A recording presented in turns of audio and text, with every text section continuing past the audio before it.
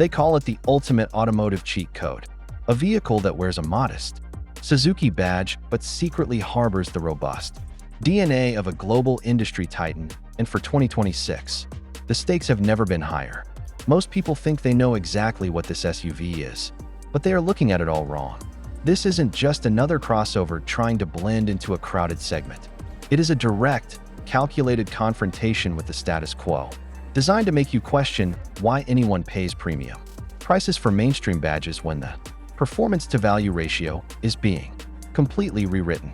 But before we dive into the sheer intensity of its engineering and the surprising technology hidden beneath its sculpted hood, you need to know that there is one specific, glaring flaw that the engineers at Suzuki desperately hope you won't notice. During your first test drive, I am going to expose that secret, along with the real-world implications of its hybrid architecture and the truth about its long-term reliability. Right at the end of this video, stick around, because if you are planning to buy an SUV this year, you simply cannot afford to ignore what I am about to show you. Let's talk about the design first. Because the 2026 model has undergone a transformation that moves it far beyond its predecessors. It is sharper, more aggressive, and undeniably modern, with a front fascia that commands attention through its upright grille and those piercing LED headlights. It has that rugged, go-anywhere stance that tricks your brain into thinking you are looking at a dedicated off-roader. Even if most of its life will be spent tackling the concrete jungle, it sits with a level of confidence that honestly feels two price brackets above where it actually lands on the dealership floor. Every body line seems to serve a dual purpose, either directing airflow for maximum efficiency or reinforcing the illusion of a vehicle that is ready to climb a mountain.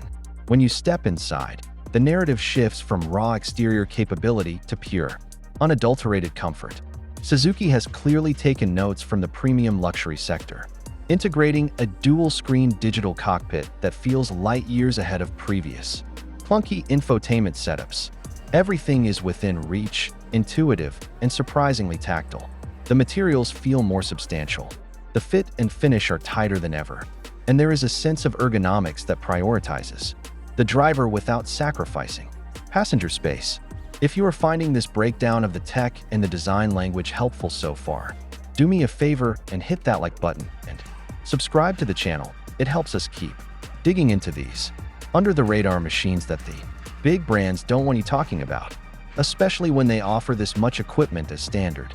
Now, we have to address the powertrain, because this is where the 2026 Across creates a massive divide in the community. You have a sophisticated hybrid system that delivers impressive power, effectively turning this family hauler into a silent, electric-powered sprinter when you need it to be. The E4 all-wheel drive system is the secret sauce here, constantly shuffling torque between the axles with a level of precision that makes you feel like an expert driver, even when the weather turns against you. It is snappy, it is responsive, and for the daily commute, it feels almost too good to be true.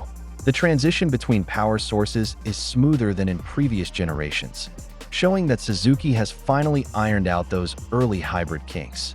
But we have to get back to that promise I made at the beginning, because it is time to address the elephant in the room.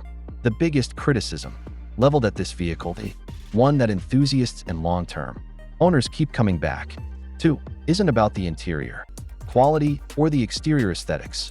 It is about the specific weight-to-performance ratio in high-demand, high-speed driving scenarios. When you push this car to its absolute limits on mountain passes or heavy highway merges, the transition between the electric motors and the gasoline engine can feel just a fraction too busy.